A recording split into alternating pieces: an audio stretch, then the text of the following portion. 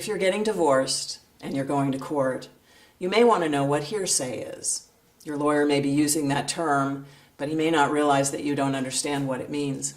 Hearsay is a statement being made by someone who's in court where they're quoting a person who is not actually there in court.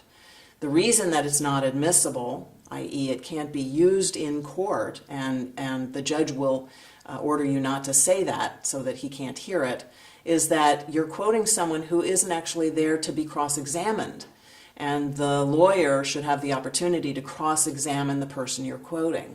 Now, the interesting thing about hearsay is that hearsay can also be on paper. I think that kind of makes sense. So if you've got a letter from someone, usually something written on paper is not going to be admissible. You're going to need to get the person who wrote down whatever they wrote into court to say the same thing so that they can be cross-examined.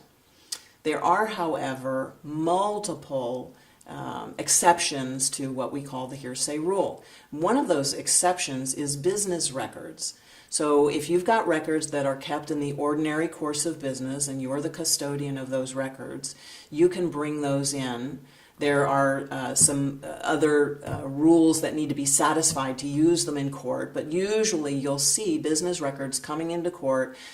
Quite often lawyers will actually waive the hearsay exception because they know that you're going to get them in through the custodian anyway. So business records are an exception. Public records are another exception. You've got to satisfy certain prerequisites to get them in, but you can usually get public records into evidence without bringing in the person who created those records. And also, interestingly, the absence of a public record can also be used to prove a fact. So keep that in mind when you're going to court. I'm Joryn Jenkins. I'm a lawyer for families.